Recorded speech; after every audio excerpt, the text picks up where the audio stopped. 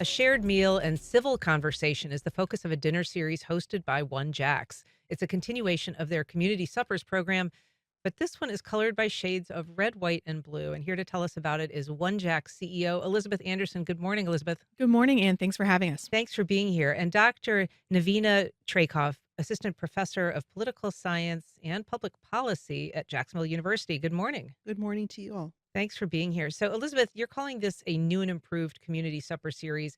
It's not something. I mean, One Jacks has done community suppers before, but tell us about the theme of this one. Sure. So this year we are mashing up civil discourse and community suppers. We wanted to lean into the election season, knowing that this is a top of mind for folks, and really doing a four-part series themed One Nation, One Jax, where we're going to be breaking down the Pledge of Allegiance over four different community supper sessions.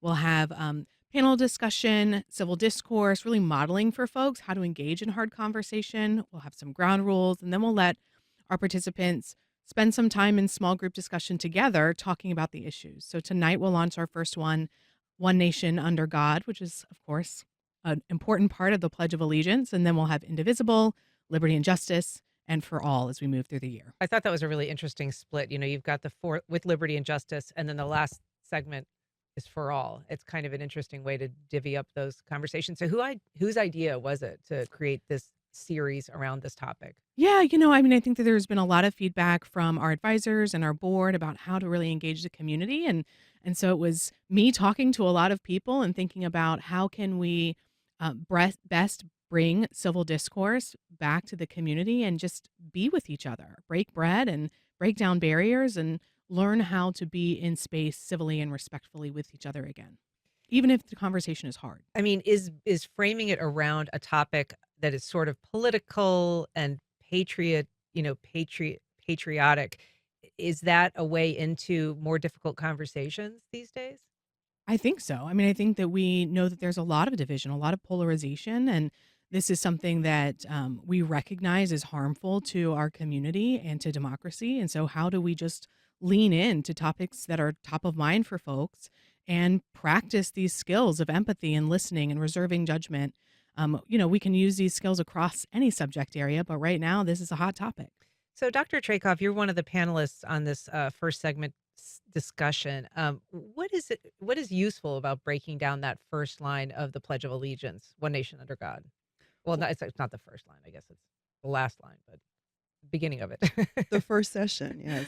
Uh, the use of it is first of all to understand its origins and to understand where it comes from and the motivations behind including it, which has framed our national narrative of lately with regard to the inclusion of Christianity as part of the American identity. What is the story of including under God in the pledge?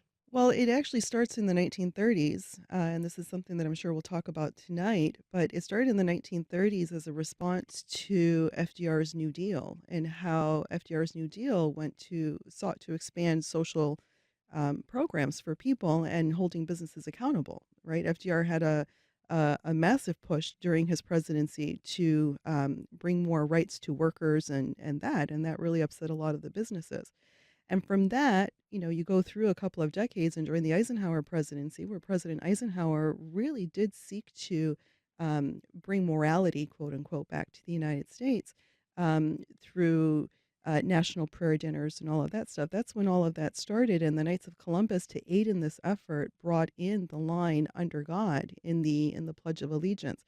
And this was also during, peak McCarthyism in the Cold War. And this was about 50 years after the pledge was created, right? I mean, it had Correct. been around a good long time. Correct. And during the Cold War, we had to distinguish ourselves from the atheist, right?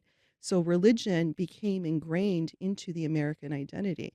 So this Christian narrative to the American identity, even though yes, we have our Protestant foundings from the 1700s, but it really became enshrined, documented, put into the text of our American identity starting in the 1950s.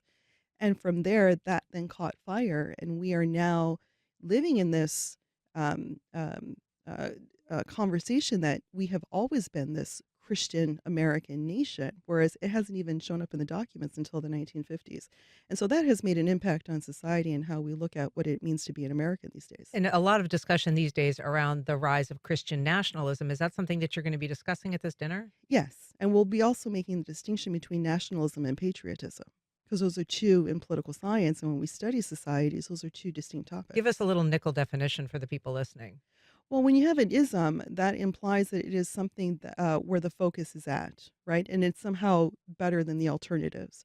So nationalism implies that our nation, which is difficult to define in the United States, in political science, we always have this question of, is the United States, are Americans a nation?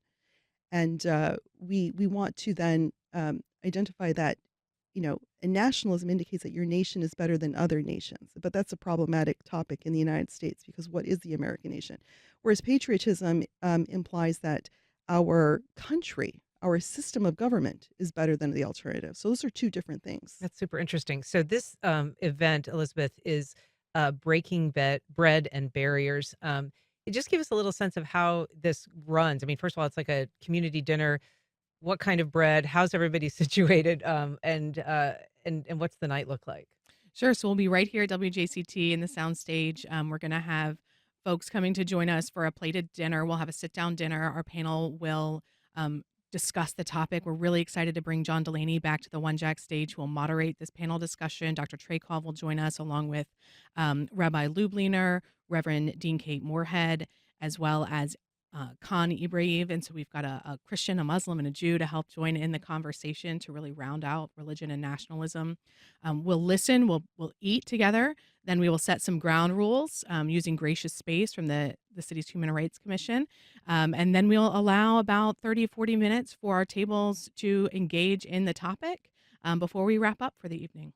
Well, it's a great event. It's from 6 to 8 tonight at WJCT Studios. Elizabeth Andersen, Dr. Nevena Trajkov, thank you so much for being here today. Thank you.